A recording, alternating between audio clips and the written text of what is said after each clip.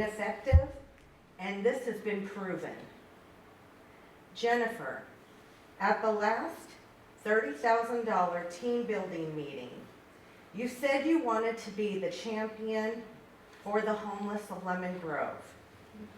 And why will you not collaborate with the Lemon Grove Improvement Council to open the promenade bathrooms, which are so desperately needed? Why will you not collaborate with the Lemon Grove Improvement Council on the Think Dignity trailer coming to Lemon Grove, or the bathroom that was supposed to be built at St. John of the Cross? You stated that you did not want to collaborate with the Lemon Grove Improvement Council because of Chris Williams. But I say, leave your personal feelings aside, as our homeless issues are important, but they must not be important for you. I urge the voters of Lemon Grove to think wisely at election time, because we do not need more lip service. We need action and hard work, and it is not being done from our council. And we don't need council that just want to come for photo ops. Thank you.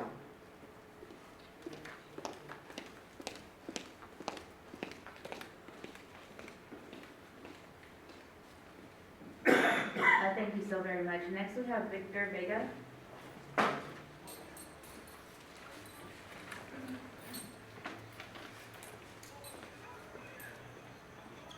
Ladies and gentlemen, yesterday you guys had closed door session meeting. According to your agenda, and it was litigation. Well, I've been talking to a lot of people, and it seems kind of funny that you guys are doing this litigation. This litigation, these are questions that I want to know, and I think other people would actually like answered also. My number one question is, why is this litigation or investigation initiated in the first place? And who was it initiated against? Number two, is this litigation or investigation a criminal litigation or investigation, or is it an administrative litigation or investigation? Number three, was this litigation or investigation that you guys had yesterday, is it closed or is it still ongoing? Number four, if it's still ongoing, when will this litigation or investigation be resolved? And is the person that is being litigated or investigated, is she going to be prosecuted or he going to be prosecuted? And what are the charges for this person that is being litigated or investigated? If it's not going forward, what was the outcome of the investigation or litigation that you guys have coming, that you guys discussed yesterday? You put nothing out there. You've given nothing to the people here, and you haven't done it before either. Number five. What was the outcome of it? Let us know what the outcome of this litigation or investigation was. Yes, we did go forward. No, we're not going forward. What was the outcome? Number six. How much is this investigation or litigation costing the city of Lemon Grove? How many attorneys are you guys employing? And what is the cost per attorney? You guys, this lady just told you guys spent $30,000. How much are we spending on this investigation that the city surely needs in other things that could be useful for the city of Lemon Grove? Street repair, the homeless,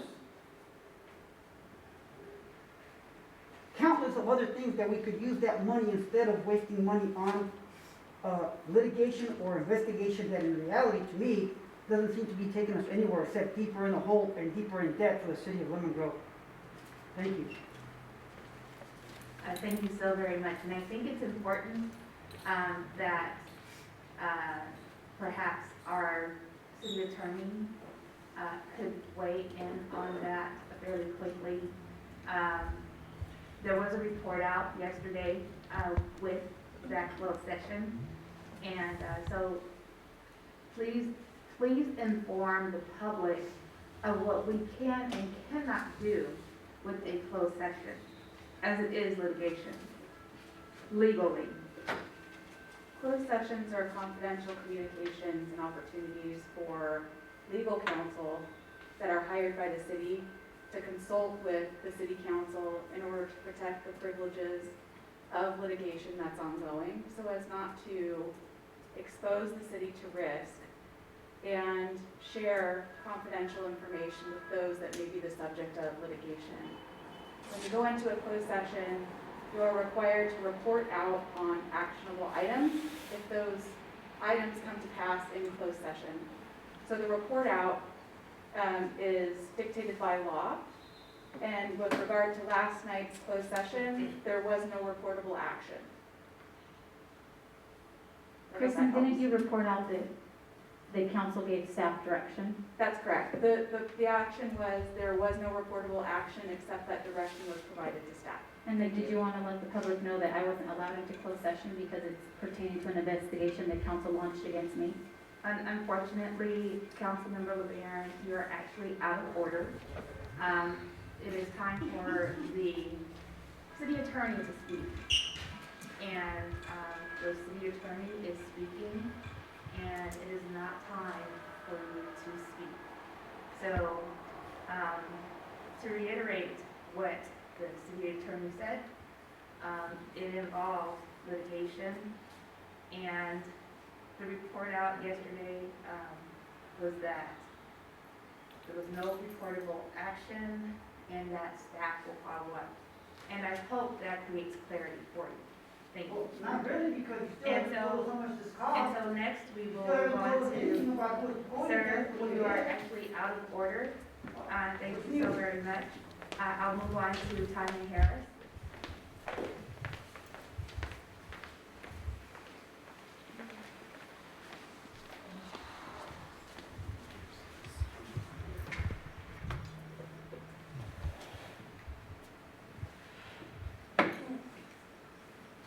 Good evening, as the record, my name is Tanya Harris, and I understand that, this evening you will be in closed session again with my case. I want to come before you and stand before you as you go into this closed session, that you think about and my son Trayvon and what he stood for. And we're coming up on 3 years since the death of Trayvon. And I'm here to stand before you for the past, the present, and the future residents that live on San Miguel. And as you go into closed session tonight, I want you to give a brief and wonderful, talented, and gifted, loving son the city has failed to protect by the negligence. Trayvon lived here in Lemon Grove.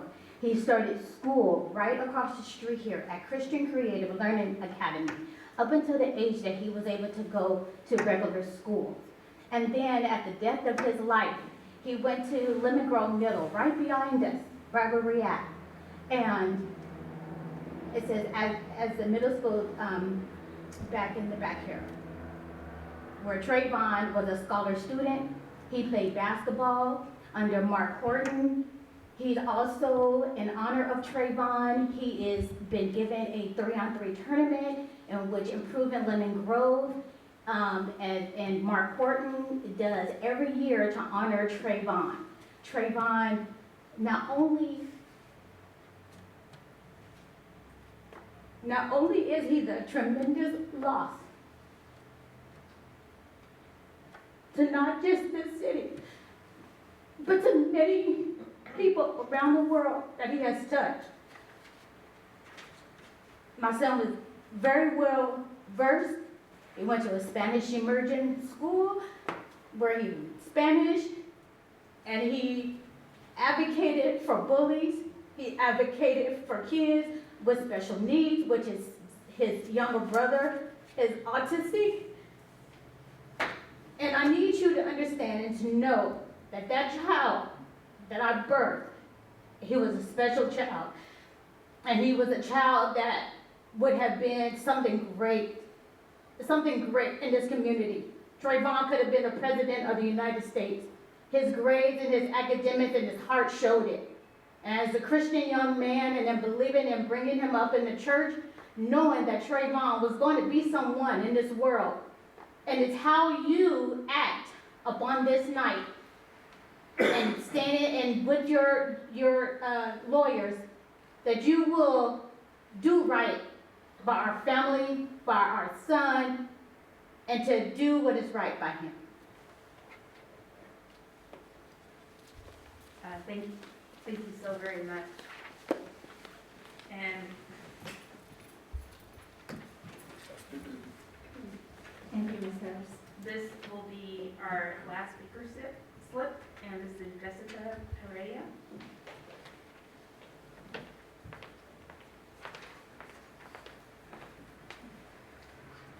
Good evening and thank you. My name is Jessica Heredia. I'm here to advocate for agendizing traffic safety in our streets. And I'd also like to advocate for Trayvon Harris. I've brought this up before. I'd like to see the Vision Zero plan come to light here in Lemon Grove. I know there's been talk of it, but I keep asking for it to be agendized and it doesn't seem to ever happen. And meanwhile, we're losing, people are being injured and accidents are happening on Palm and Washington more frequently, and we're kind of negligent in not doing anything. I'd like to advocate for streets like San Miguel, MacArthur, Central, and Palm and Washington. I'd like to use my next 2 minutes to have a moment of silence for Trayvon Harris.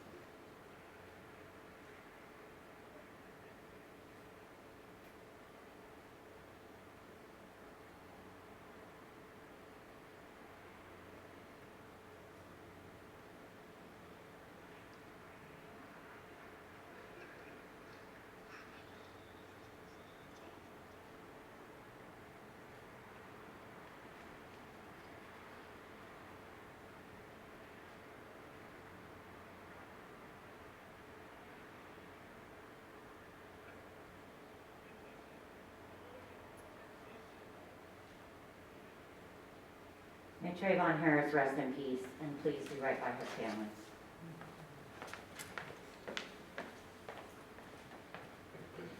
Thank you so very much. I think it's important, we do have folks who have concerns about certain things here, that we provide clarity and the right information. Number one, the city has a work plan in place, and we go through a goal-setting process to establish that plan. It's located in our budget book and also posted on our website. But I want to have staff chime in here regarding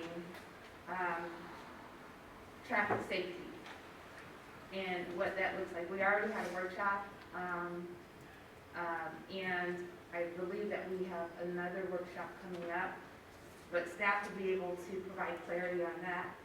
And then Vision Zero. And I believe that workshop was the first phase of discussing what our streets look like and the conditions of those streets.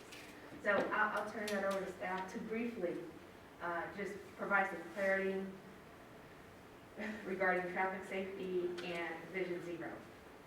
I'm sorry, but you have some audacity. You have some audacity because the city has done nothing to address our dangerous roads. You are And out amongst of the order. mother of a child who has passed away, I am that you asking think that it's okay to try to steer a narrative that the city's doing something the, repulsive. And as a woman, as a mother, you should be ashamed of yourself. Councilmember LeBaron, you're out of order, and you're out of control. Speaking over the presiding officer and not allowing staff to. Ma'am, there's no rules that you can create. They're gonna stop me as a woman and as a mother from speaking the I'm truth. turning this over to, staff, and I'm giving you a warning.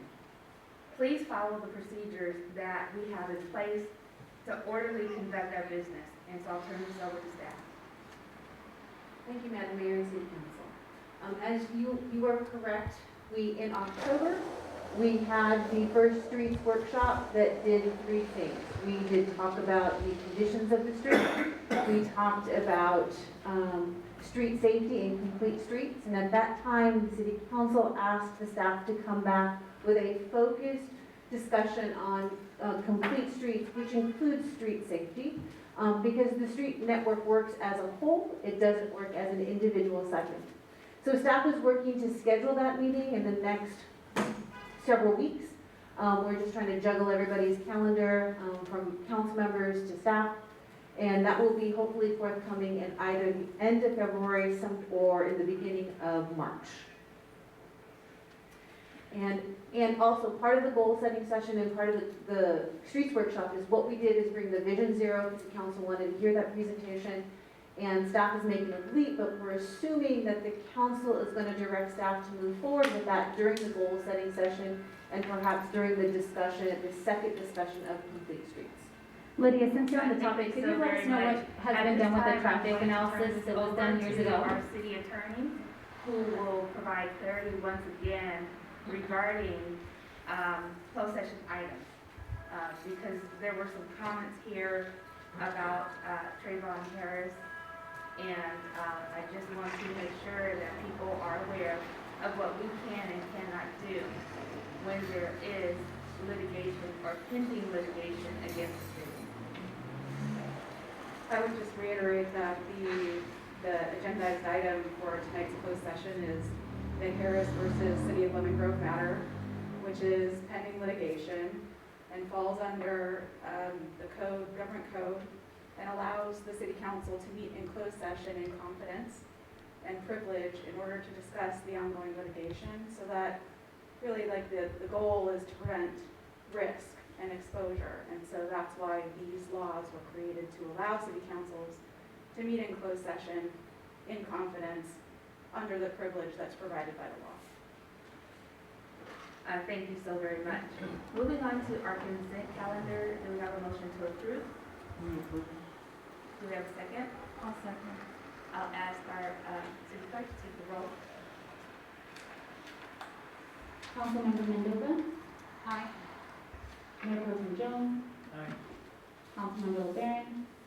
The city is exhibiting a pattern of being elusive with how public funds are used, and because I've asked it into the public, Councilmember LeBaron, please vote yes or no. You are out of order.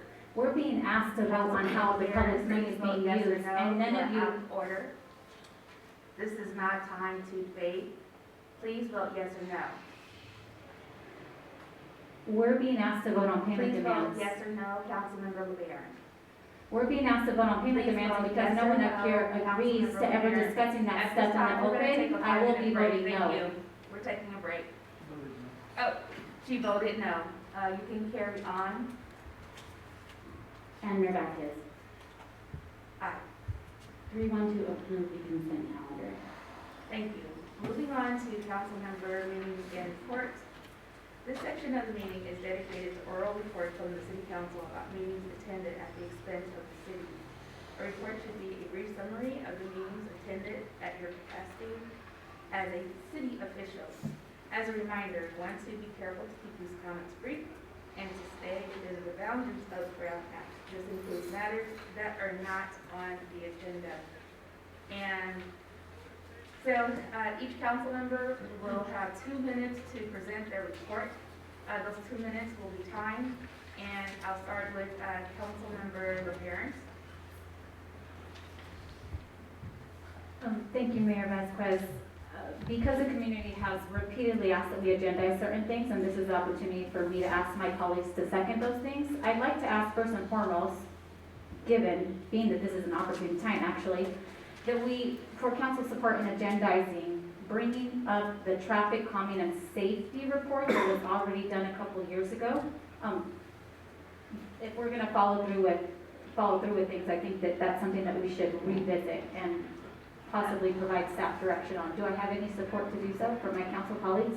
Unfortunately, Councilmember LaFerence, you should be reporting on meetings that you attended in your capacity as a council member. That does not fall within the guidelines. Thank you. Okay, there is no support for that. I'd also like to support that we agendize talking about a forensic audit, being that several times and at several meetings, people have asked that we agendize that, and our finances are upside down. Do I have any support from any of my council colleagues to do so? Can't hear you. Is that yes or no? No, none of them are willing to support a forensic audit. Another thing that I'd like to ask that we agendize, because people have asked repeatedly, well, actually, the traffic analysis was one, the reopening of the rec center, that's been something that people have repeatedly asked that we agendize. Do I have support from any of my council colleagues to do so? Is that a yes or a no? So these are issues that the community wants us to discuss. We're paid to discuss the community's concerns. Everyone's noting that at every single meeting, actually this meeting has absolutely nothing on the agenda, other than a presentation from a guy from 211. There is nothing agendized, and all of you have many concerns that you're begging us to agendize. So take note of the fact that the people that you guys employ are not working on your behalf. This whole meeting has nothing to discuss. Thank you, that's it for what I'm gonna report for today.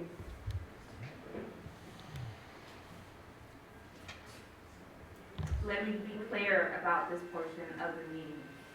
This portion of the meeting is to report on meetings attended in your official capacity. It is not the opportunity to debate or to have discussions. It is an opportunity to report within 2 minutes regarding the committees, the boards that you serve on. And what do we And have that opportunity? I'm asking our council members to respect that. Regarding the folks who are here right now today, I'm asking that you be mindful and respectful of business conducted by the city.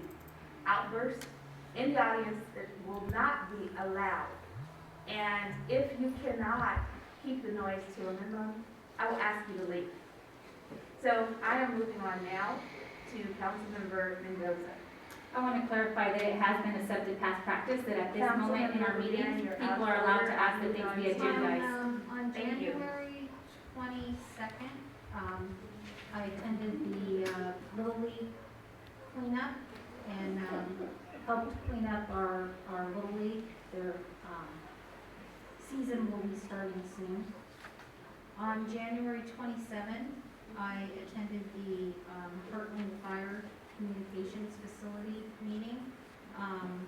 The director of the communications facility has resigned, and so they'll be doing a search for a new director, and we also discussed who'll be taking over in the interim until someone is hired. And then on January 31st, I attended an intergovernmental, that was yesterday, intergovernmental roundtable with leaders, mayors, county supervisors in the county of San Diego to talk about homelessness in San Diego County and programs that are being put in place and funds that are going to be made available by the county to help municipalities like ours deal with our homeless issues. We talked about a new mobile crisis response team that's going in place, the regional community action plan to prevent and end homelessness in San Diego County, and the California state budget and funding opportunities for our communities. It was, Mike James attended. It was a very informational meeting, and we're going to be presenting information, more detailed information about this issue to the community workshop coming up in the next few months. Mr. James is helping to organize that. Thank you.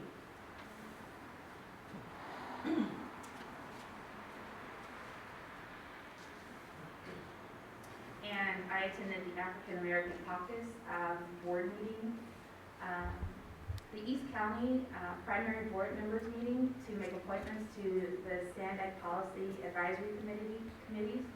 I will continue to serve on the executive committee as the vice chair for the audit committee. Councilmember Mendoza will continue to serve in her primary role on the transportation committee, and Councilmember Gasco will continue to serve as the alternate on the planning committee. Also attended the SANDAC Board of Directors meeting, the SANDAC Audit Committee meeting, and I had a meeting with UCSD Chancellor Pardeep K. Kashleb. He wants to make sure that all communities have access to education, health, and art-focused opportunities available at the university. He's also seeking a Lemon Grove representative to serve on his advisory committee. And I will make the recommendation to the elected leaders here, if you are interested in serving as a representative from our city, please let me know. And I also attended briefings to include Cal OES for mayors and the California Mayors Coalition. And that pretty much completes my report. I will take this opportunity to turn this over to our city manager to provide a report.